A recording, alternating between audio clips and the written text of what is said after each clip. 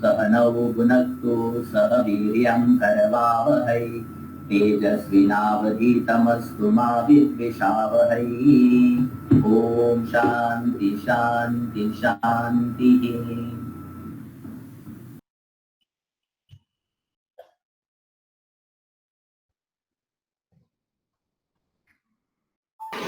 ठीक है, एक मन में टॉपिक आया था, तो I thought that we will discuss on that. 11वें अध्याय में,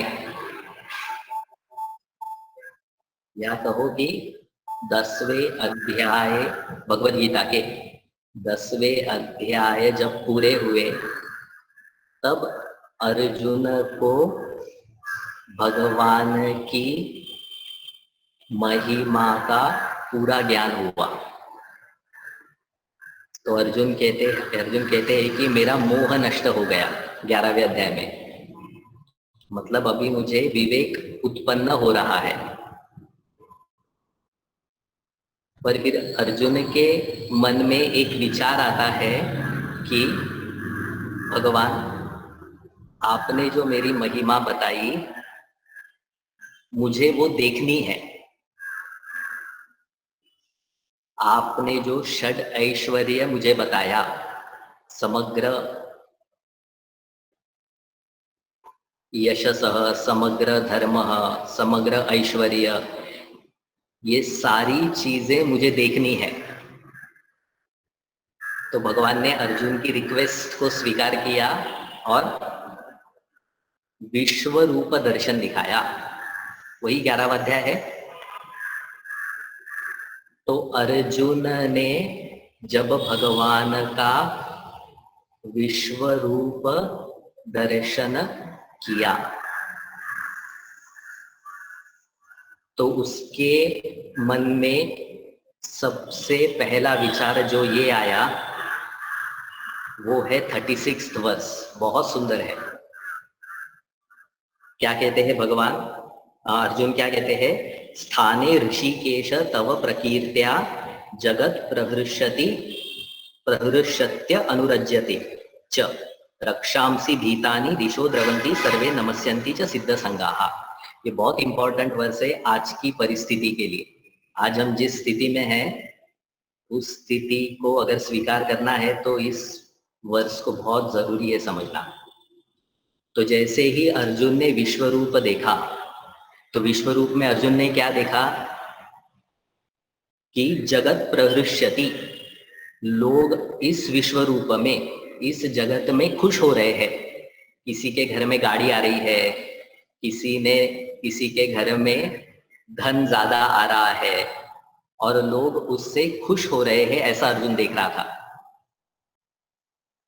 अर्जुन ये भी देख रहा था कि लोग किसी वस्तु से कैसे राग कर रहे हैं, कैसे प्रेम कर रहे हैं। ये भी देख रहा था कि जो असुर वृत्ति वाले लोग हैं वो कैसे भाग रहे हैं पुलिस से, वो कैसे अधर्म कर रहे हैं, और जो देवता वृत्ति वाले लोग हैं वो कैसे भगवान को समर्पित हो रहे हैं, कैसे भगवान की भक्ति कर रहे हैं। तो जितने भी सारी चीजें हैं अर्जुन ने विश्व रूप में देखी। उल्टा भी देखा होगा अर्जुन ने कि जो अच्छे लोग हैं, जो सत्कर्म करते हैं, उनके साथ दुख प्रतिकूल घटनाएं हो रही है, और जो बहुत ही अधर्म कर रहे हैं उनके पास बहुत सारी सुख सुविधाएं दिख रही है। विश्व रूप दर्शन में अर्जुन ने ये सारी चीजें दिखी। This is what is happening in this world ना।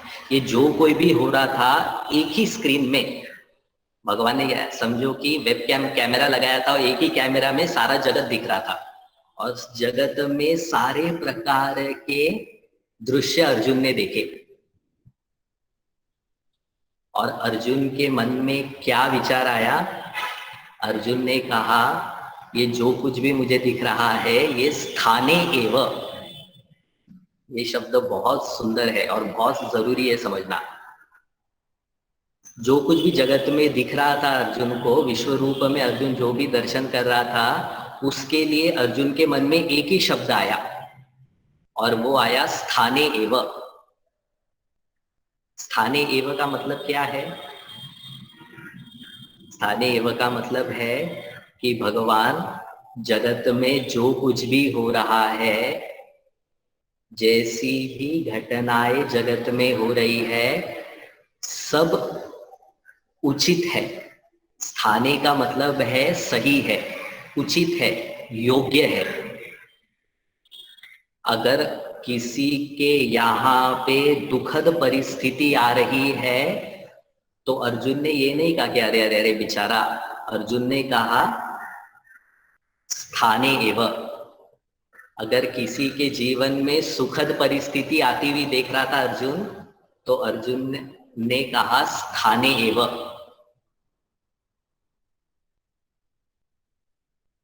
जब भगवान की महिमा को अर्जुन ने सही सही जाना, तो जगत के प्रति क्या वृत्ति बनी अर्जुन की, कि जगत में जो कोई भी घटनाएं घट रही है, जगत में जैसी भी परिस्थिति आ रही है, सारी परिस्थितियां सही है। जनरली हम कहते हैं ना, अरे जगत काय चाललेला आहे, ऐसा क्या कर दिया था, या भगवान का क्रोध बरस रहा है, भगवान सबको दंड दे रहा है। ऐसी एक चीज भी भगवान अर्जुन के चित्त में नहीं आई। जनरली ना हम बच्चों को भी डरा के रखते हैं ना, अच्छे काम करो नहीं तो क्या करेगा भगवान, डंडा मारेगा। गलत है ये। अर्जुन ने जितने भी भयानक दृश्य देखे या जितने भी सुंदर दृश्य देखे विश्व रूप में, सबके लिए अर्जुन ने एक ही शब्द निकाला और वो कहा स्थाने एव। यही चीज मुझे अपने जीवन में घटानी है। अगर मेरे जीवन में आज के जैसी परिस्थिति आ रही है, सब लोग अपने घर में हैं, चिन्मय श्रीराम में कोई नहीं है, यहाँ पे 40-50 लोग हैं, पर सब दूर दूर बैठे हैं, तो मेरे मन में क्या वृत्ति आनी चाहिए, स्थाने एव। आज मैं जो कोई भी परिस्थिति, जो कोई भी जीवन में मेरी परिस्थिति आ रही है, वह परिस्थिति उचित है। अगर मैं भगवान की महिमा को ठीक तरह से समझता हूं तो जीवन में अगर सुखद परिस्थिति आ रही है, जीवन में अगर दुखद परिस्थिति आ रही है, भक्त के हृदय में क्या वृत्ति बनती है, स्थाने एव। ये ही जिस तरह से अर्जुन के मन में ये विचार आया, उसी तरह का विचार भक्तों के चित्त में आना चाहिए। तो अगर तुकाराम जी से उनके अभंग छीन लिए गए तो उन्होंने समाज को कोसा नहीं। तुकाराम जी ने क्या कहा होगा, स्थाने एव। अगर कोरोना के वजह से हम 4 महीने से घर में बंद है, तो भक्तों ने क्या कहा होगा, स्थाने एव। ये निश्चिंत होने के लिए बहुत जरूरी है, क्योंकि ये बुद्धि बनती नहीं है, इसीलिए भय उत्पन्न होता है। अगर हम सच में भगवान को जगत का शासक मानते हैं, भगवान को सर्वज्ञ सर्वशक्ति ही मानते हैं, राग द्वेष रहित मानते हैं, तो ये बुद्धि बननी ही चाहिए कि जिस भी परिस्थिति से आज मैं गुजर रहा हूं, वो परिस्थिति स्थाने एव, योग्य है, उचित है।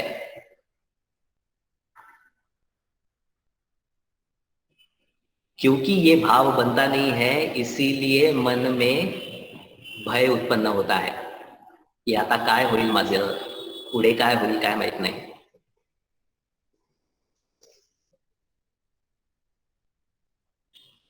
ये स्थाने एव अगर वृत्ति बनती है तो मन में इतनी शीतलता, मन में इतनी शांति उत्पन्न होती है कि व्यक्ति किसी भी परिस्थिति में अपने आप को संभाल सकता है।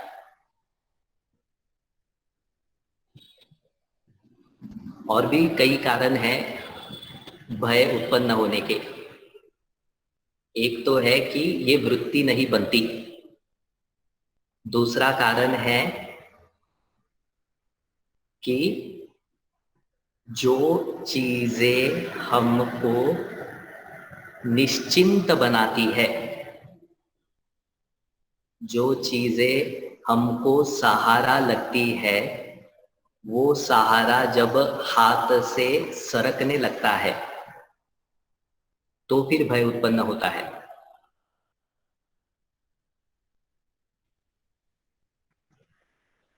मतलब क्या? जनरली व्यक्ति को निश्चिंतता कब अनुभव में आती है? जब उसके पास लौकिक चीजें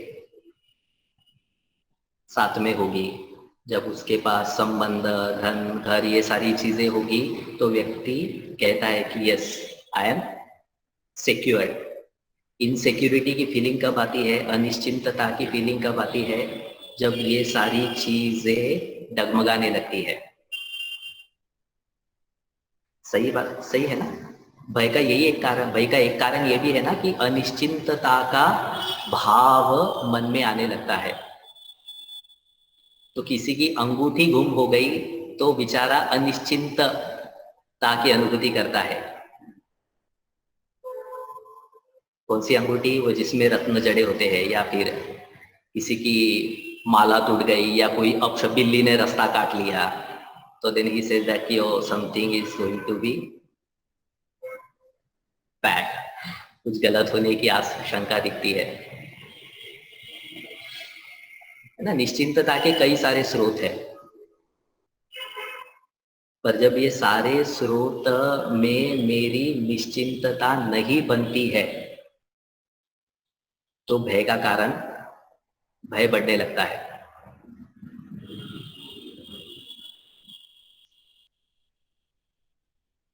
तो भी अभय को अगर अंतःकरण में लाना है तो क्या चीज करनी चाहिए? निश्चिंतता का सही स्रोत पकड़ना चाहिए। ये बातें समझना बहुत जरूरी है कि मैं निश्चिंतता का स्रोत किसे मानता हूं।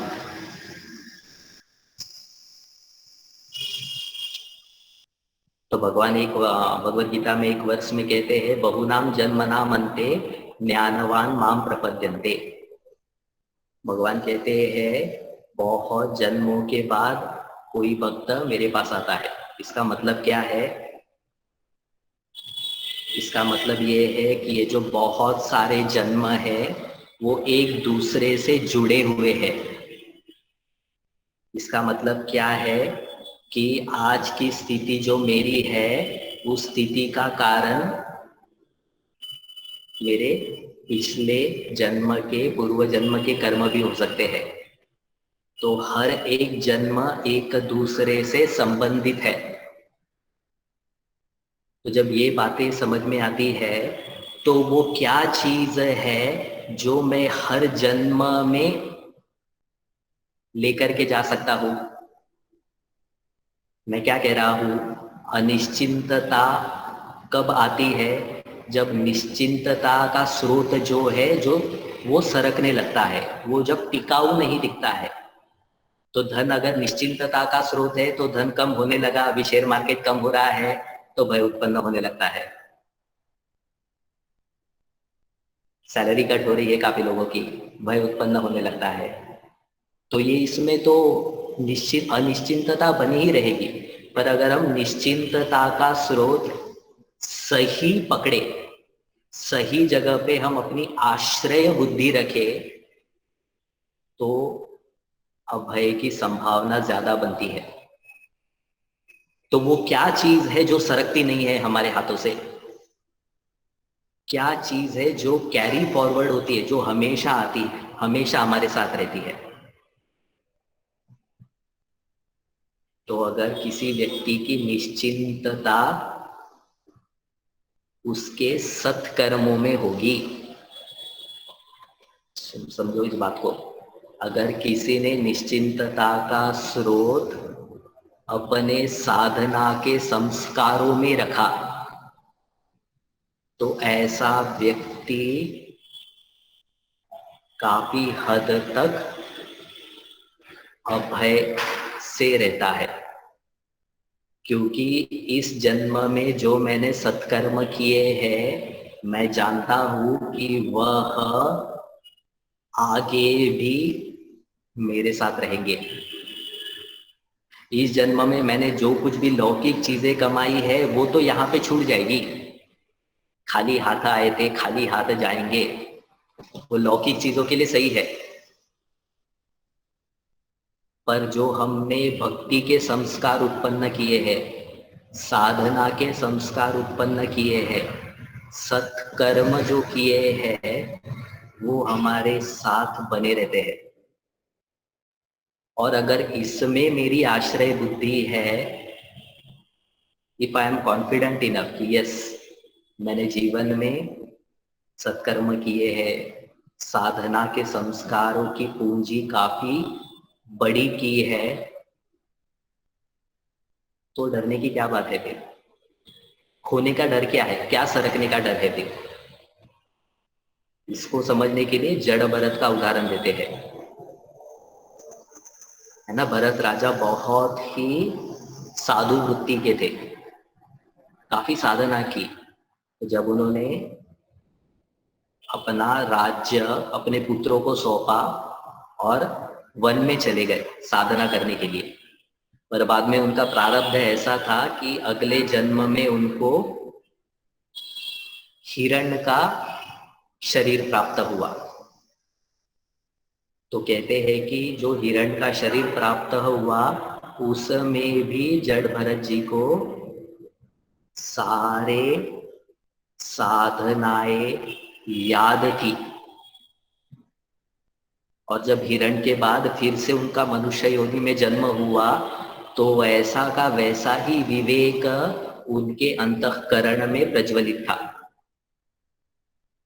मतलब क्या, जो साधना उन्होंने पहले की है वो नष्ट नहीं हुई, वो आगे तक चली, आगे तक हमारा साथ दे रही थी। तो अगर किसी की आश्रय बुद्धि भक्ति के संस्कार में हो, साधना के संस्कार में हो, सत्कर्म में हो, तो अभय प्राप्त नहीं होगा। किसी का अगर आश्रय एक साधारण वस्तु में हो, एक लौकिक जगत की वस्तु में हो, तो दिन में कितनी बार उसको देखेगा वो। पर अगर सत्कर्म में जिसकी आश्रय बुद्धि हो, तो वह व्यक्ति जानता है कि सत्कर्म का प्रभाव हमेशा मेरे साथ बना रहेगा। तो एक साधक साधक होना मतलब क्या है? एक तरह का पर्सपेक्टिव बनाना है। संसारी और साधक में क्या डिफरेंस होता है? संसारी व्यक्ति भौतिक सोचता है, साधक आध्यात्मिक सोचता है। आध्यात्मिक सोचना मतलब क्या होता है? ये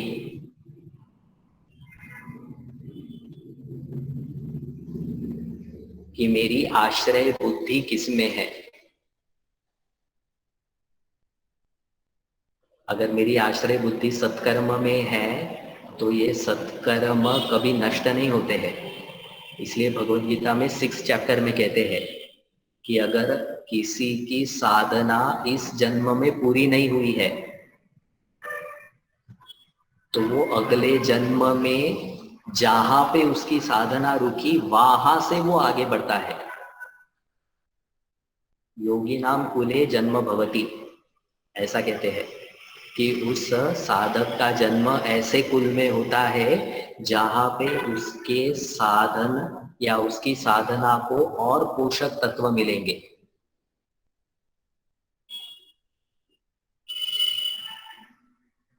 तो ये मैंने क्या कहा, अभयम का दूसरा स्रोत क्या, अभयम होने का दूसरा मार्ग क्या है?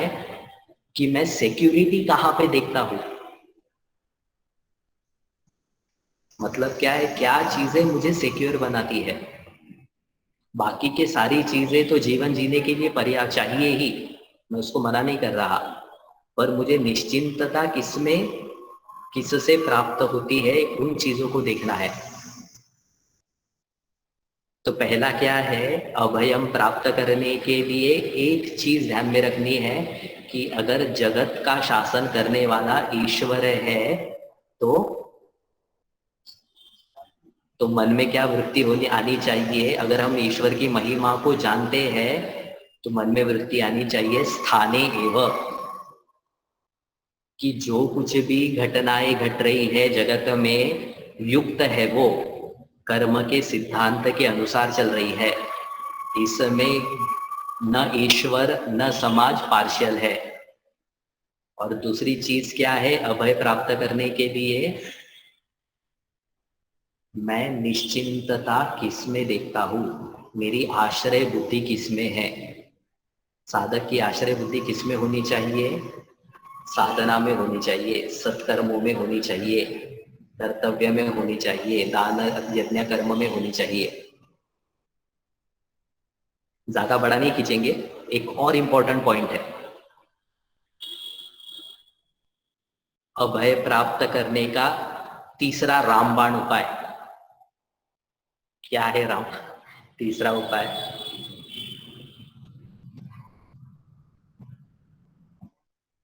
जब हम समझते हैं कि अगर ईश्वर कर्म फल दाता है, जब हम ये कहते हैं कि सारी परिस्थितियां जो जीवन में आ रही है देने वाला ईश्वर है, तो वो ईश्वर जो मुझे परिस्थितियां भेज रहा है, वो परिस्थितियां मेरे लिए अहितकारी कैसे हो सकती है।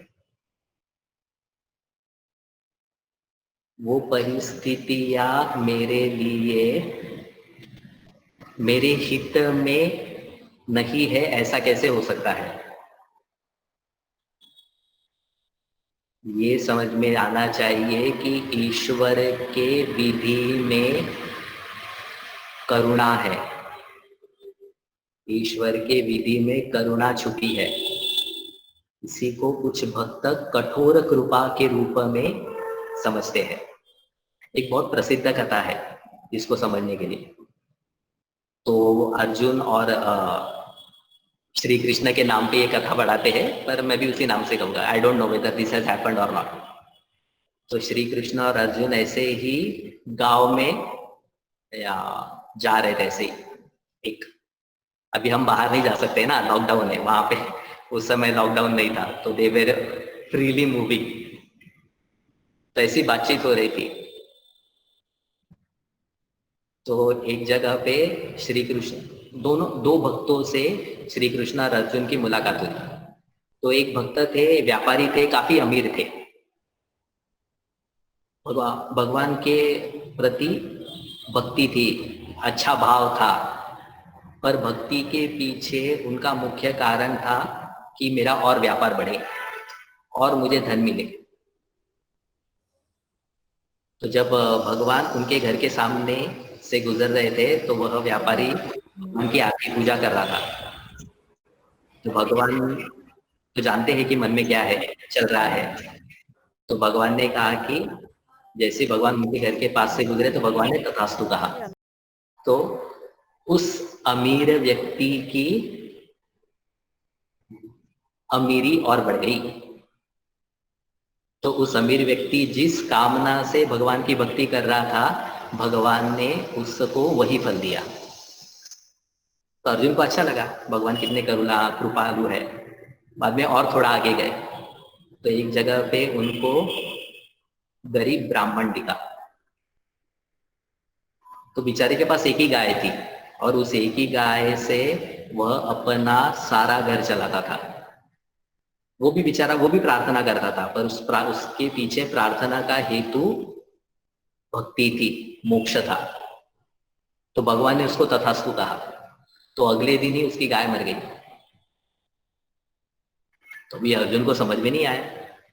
तो अर्जुन ने कहा कि ये जो भगवान ये क्या कर रहे हो, मतलब आपका एक ऐसा न्याय है, ये आप कैसे कर्म फल दे रहे हो।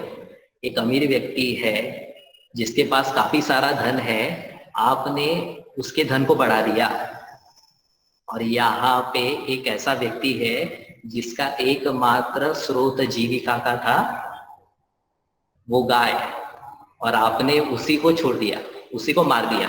अभी वो क्या खाएगा। बाहर से तो ऐसा दिखता है ना कि भगवान तो पक्षपात कर रहे हैं, जैसे गवर्नमेंट फेवर्स रिच ना, वैसे भगवान फेवर्स रिच, क्या ऐसा कुछ है क्या। तो भगवान ने समझाया कि अर्जुन, वो जो व्यक्ति था अमीर, वो व्यापारी जो था, जो धन के हेतु से मेरी पूजा कर रहा था, तो मैंने उसको धन दिया, तो धन देकर के मैंने उसकी मेरे प्रति श्रद्धा और बढ़ा दी। तो मतलब धन देकर के उसकी भक्ति मैंने और पुष्ट कर दी। और जो ब्राह्मण था वो पूरा समर्पित होने वाला था मेरे पास, मेरे में, मुझ में, पर उस समर्पण में सिर्फ उसकी गाय बाधा आ रही थी। उसकी आश्रय बुद्धि उस गाय के वजह से मुझ में पूरी नहीं टिक रही थी, तो मैंने उस बाधा को ही निकाल दिया। तो उसको जो चाहिए था, उसको जो भक्ति चाहिए थी, उसको जो मोक्ष चाहिए था, वो मैंने उसको दिया, और इसको जो धन चाहिए था वो मैंने उसको दिया। मुझे क्या कहना है, तो अगर आपके मत में वो जो ब्राह्मण को जो कर्म फल मिला, वो कर्म फल क्या था। कठोर कृपा ही कहेंगे, भगवान के कर्म फल में करुणा ही दिखेगी। और एक रामायण में उदाहरण आता है अहल्या जी का, है ना। गौतम ऋषि ने जब अहल्या जी को श्राप दिया कि तुम पत्थर बन जाओ, तो इतने समय तक पत्थर बने रहने के बाद अंत में क्या मिला, राम जी का दर्शन। तो ये पत्थर बनना कैसा कर्मफल था उनके लिए।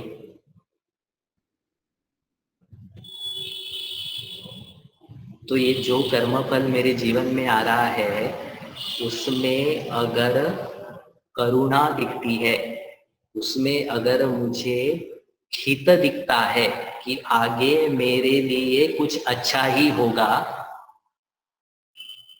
तो भय कैसे होगा। भय का कारण क्या है, तीसरा कारण, कि हमेशा एक भाव बनता है कि जीवन में कुछ अनिष्ट होगा। ये जो अनिष्ट का बोध बना रहता है वो भय को जन्म देता है।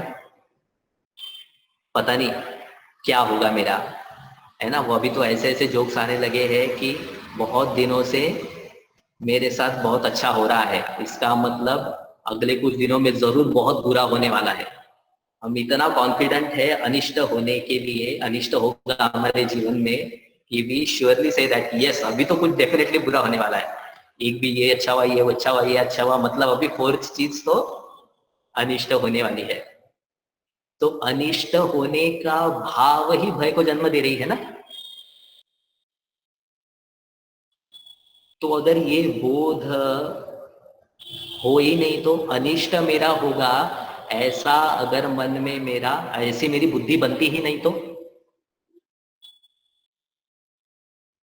कैसी नहीं बनेगी ऐसी बुद्धि। जब ये समझ में आएगा कि कर्म फल जो मुझे मिल रहा है, जो परिस्थितियां मेरे सामने आ रही है, वह परिस्थिति भी चाहे सुखद हो या दुखद हो, प्रतिकूल परिस्थिति है, दुखद परिस्थिति है, तो वो मेरे लिए भी क्या है, एक कृपा ही है, अनुग्रह ही है भगवान का।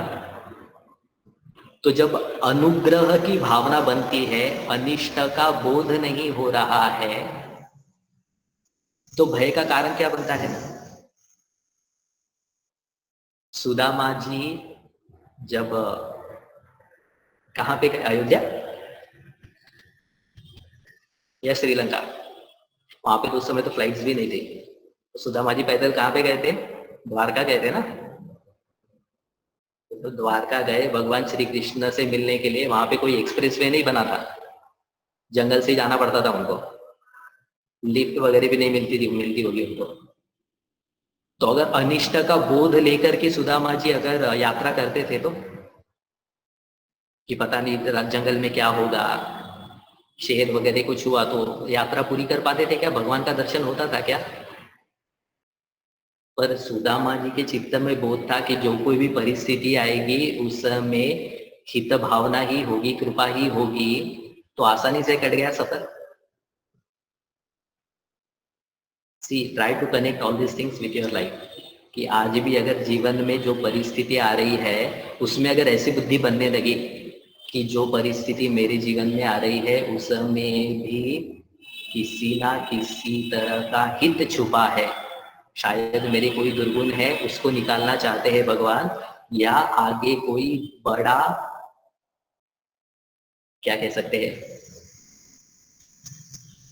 आगे कोई और इससे सुखद परिस्थिति प्राप्त होने की संभावना है, ऐसी अगर भावना बनाते हैं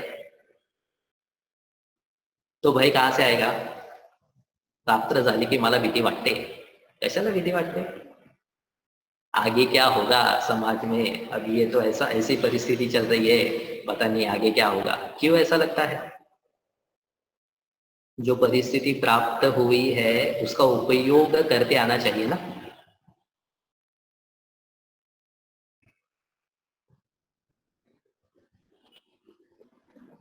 तो जब तक अनिष्टता का बोध कटता नहीं है, अनिष्टता का जो अनिष्टता, अनिष्ट होने की जो वृत्ति बनी है वो जब तक दूर नहीं होती है, कैसे दूर नहीं होती है? जब तक ये समझ में नहीं आता है कि जो कर्मफल मुझे प्राप्त हो रहे हैं उसमें भी कुछ ना कुछ हित छुपा है, तब तक अभयम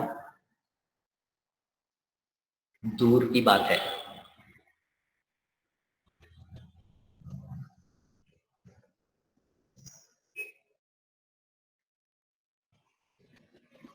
तीन चीजें कही मैंने। पहली चीज क्या है? अभयम बनने का पहला स्रोत क्या है? स्थाने एवं। ये बुद्धि बननी चाहिए कि ईश्वर कर्म फलदाता है, सर्वज्ञ ईश्वर है, तो जो कुछ भी जगत में हो रहा है वो स्थाने एवं उचित है। दूसरी बुद्धि क्या बननी चाहिए? मेरे आश्रय बुद्धि किसमें होनी चाहिए? मेरी आश्रय बुद्धि मेरे कर्मों में, मेरे सत्कर्मों में होनी चाहिए, मेरी साधना में होनी चाहिए। ये सारी चीजें गोल है, इसको बनने में काफी वक्त लगता है, पर प्रयत्न शुरू करना चाहिए। और तीसरी चीज क्या है? जीवन में जैसी भी परिस्थिति आ रही है उसमें किसी ना किसी तरह का हित छुपा है। और you can also check all this thing, अगर आपके जीवन में देखोगे तो जो परिस्थितियां मेरे जीवन में आई है वो आगे चल करके मेरे लिए कुछ ना कुछ अच्छा दे करके ही गई ना।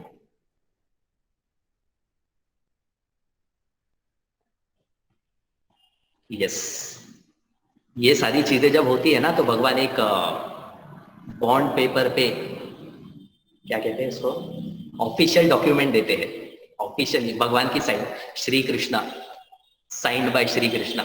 क्या है वो बॉन्ड पेपर में, क्या लिखा है पता है क्या? कौन्तेय,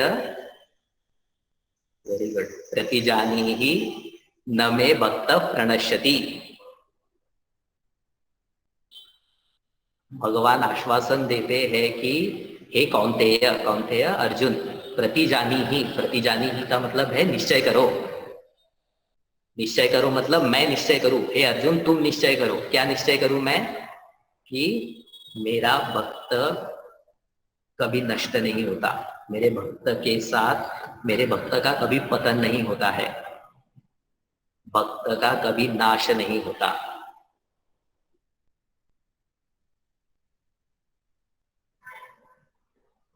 ये अगर सारी चीजें जीवन में आएगी ना तो आज आज जो स्थिति है ना उसका हम इफिशिएंटली 100% सदुपयोग कर सकते हैं। और साधना के मार्ग में और आगे बढ़ सकते हैं। हमेशा ध्यान में रखो ये सारी चीजें। दैट्स इट, ज्यादा नहीं। So what we'll do, we'll chant 3 times Om Triambakam. Om Triambakam yajamahe sugandhim pushtivardanam urvarukamiva bandhanan mrutyurmukshiyamamrutat. Om Triambakam yajamahe sugandhim pushtivardanam urvarukamiva bandhanan mrutyurmukshiyamamrutat. Om Triambakam yajamahe sugandhim pushtivardanam urvarukamiv bandhanan mrutyurmukshiyamamrutat. Om Har Har Namah Parvati Pataye Har Har Mahadev. Om Sarvesham Swastirбhavatu Sarvesham Shantirбhavatu Sarvesham Purnam Bhavatu Sarvesham Mangalam Bhavatu Sarve Bhavantu Sukhinah सर्वे सन्तु निरामयाः सर्वे भद्राणि पश्यन्तु मा कश्चित् दुःखभाग् भवेत्। असतो मा सद्गमय तमसो मा ज्योतिर्गमय मृत्योर्मामृतं गमय। ॐ पूर्णमदः पूर्णमिदं पूर्णात् पूर्णमुदच्यते पूर्णस्य पूर्णमादाय पूर्णमेवावशिष्यते। ओम शांति शांति शांति। हरि ओम श्री गुरुभ्यो नमः। हरि ओम।